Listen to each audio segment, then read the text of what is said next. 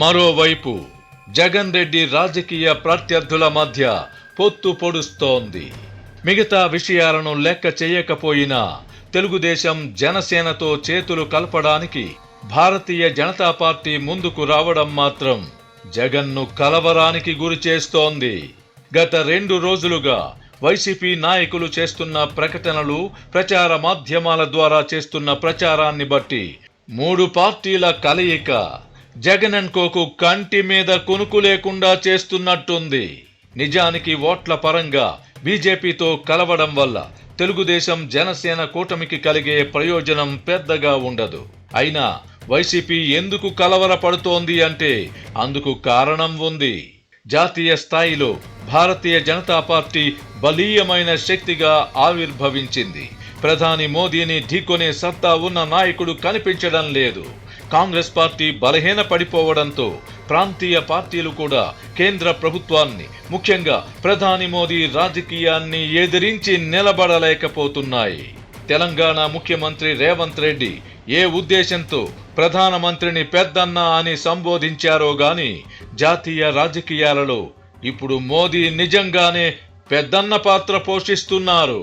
రాష్ట్రాలలో బలంగా ఉన్న ప్రాంతీయ పార్టీలు కూడా మోదీ అధికారం ముందు నిలబడలేకపోతున్నాయి. తెలంగాణలో నిన్నటి వరకు అధికారంలో ఉండి బలమైన శక్తిగా కనబడిన భారత రాష్ట్ర సమితి ఇప్పుడు తన మనుగడ కోసం బీజేపీతో పొత్తు కోసం అర్రులు చాస్తోంది.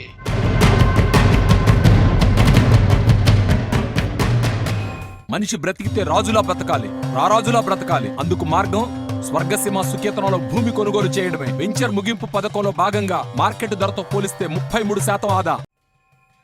ఆంధ్రప్రదేశ్లో బీజేపీతో పాటు కాంగ్రెస్ ఉనికి నామమాత్రం. అక్కడ ప్రాంతీయ పార్టీలే బలంగా ఉన్నాయి. అయినా అధికారంలో ఉన్న వైసీపీ, ప్రతిపక్షంలో ఉన్న తెలుగుదేశం జనసేన కూటమి కూడా బీజేపీ కటాక్షం కోసం వెంపర్లాడుతున్నాయి.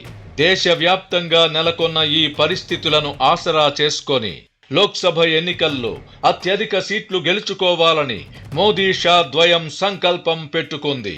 ఈ క్రమంలో తనతో పొత్తు పెట్టుకోవడానికై ఉత్సుకత ప్రదర్శిస్తున్న ప్రాంతీయ పార్టీల మెడలు వంచి అధిక సంఖ్యలో సీట్లు పొందాలని బీజేపీ పెద్దలు పావులు కదుపుతున్నారు. ఒడిశాలో ముఖ్యమంత్రి నవీన్ పట్నాయక్ ను దారిలోకి తెచ్చుకున్నారు. ఆంధ్రప్రదేశ్లో తెలుగుదేశం జనసేన కూటమి కూడా అదే దారిలో ఉంది. కమలనాథులను సంతృప్తి పరచడానికై 6 లోక్సభ సీట్లు ఇవ్వడానికి కూడా చంద్రబాబు సిద్ధపడుతున్నారు. పొత్తులకు సంబంధించి ప్రాథమికంగా అవగాహన కుదిరినప్పటికీ తుది దశ చర్చల కోసం చంద్రబాబు, పవన్ కళ్యాణ్ ఢిల్లీలోనే మకాం వేయాల్సిన పరిస్థితి. నిజానికి తెలుగుదేశం జనసేన అవసరం బీజేపీకే ఉంది. అయినా బీజేపీ పిలుపు కోసం బాబు, పవన్ ఎదురు చూడాల్సిన పరిస్థితి. ఇతర రాష్ట్రాలలో సీట్ల సర్దుబాటు చర్చలతో అమిత్ షా బిజీగా ఉండవచ్చును గాని ఢిల్లీలో ఖాళీగా కూర్చోవాల్సి రావడం బాబు, పవన్ కు ఒక రకంగా అవమానమే. అయినా కేంద్ర ప్రభుత్వ ఆధిపత్యానికి తల వంచక తప్పని నిస్సహాయత ఆ 2 పార్టీలది.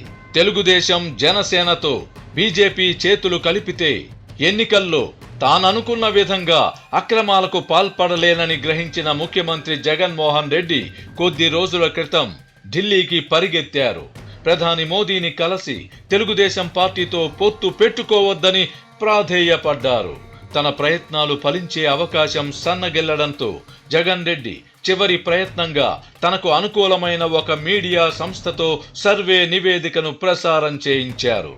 అయినా 3 పార్టీల మధ్య పొత్తు పొడుస్తున్నది. ఇందుకు కారణం లేకపోలేదు. ఆంధ్రప్రదేశ్లో నెలకొన్న పరిస్థితులపై కమలనాథులకు తత్వం బోధపడింది. ఆర్ఎస్ఎస్ కూడా తన ఫీడ్బ్యాక్ అందించింది.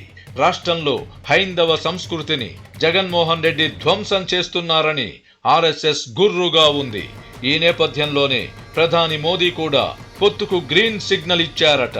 అత్యంత విశ్వాసపాత్రుడుగా ఉంటున్న జగన్ రెడ్డిని వదులుకోవడానికి ఇష్టం లేకపోయినా పొత్తు పెట్టుకోక తప్పని స్థితికి బీజేపీ పెద్దలు వచ్చారని చెబుతున్నారు. ఈ పొత్తుల వ్యవహారంపై తెలుగుదేశం జనసేన పార్టీలను విమర్శిస్తున్న వైసీపీ నాయకులు బీజేపీని మాత్రం పల్లెత్తు మాట అనడం లేదు. కమలనాథులతో వైరం పెట్టుకునే సాహసం జగన్ చెయ్యలేరు. రాష్ట్రంలో అధికారం కోల్పోయినా తనను కేసుల బారి నుంచి ఆదుకోవాల్సింది కేంద్ర ప్రభుత్వమే కనుక బీజేపీ జోలికి పోకుండా జగనన్కో జాగ్రత్త పడుతున్నారు. జగనన్కో భయాల విషయం అలా ఉంచితే బీజేపీతో పొత్తు మొదటికే మోసం రాకుండా జాగ్రత్త పడాల్సిన అవసరం తెలుగుదేశం జనసేనపై ఉంది. ఏ పరిస్థితుల్లో ఏ కారణాలతో పొత్తు పెట్టుకోవాల్సి వస్తున్నదో ఆ రెండు పార్టీలు ప్రజలకు వివరించాలి. అప్పుల ఊబిలో కూరుకుపోయిన రాష్ట్రాన్ని పైకి లేపి అభివృద్ధి పదంలో నడిపించడానికి బీజేపీతో పొత్తు ఎలా ఉపకరిస్తుందో ప్రజలకు నచ్చజెప్పగలగాలి. అప్పుడే పొత్తుల వల్ల ఉపయోగం ఉంటుంది. వ్రతం చెడినా ఫలితం దక్కాలి కదా.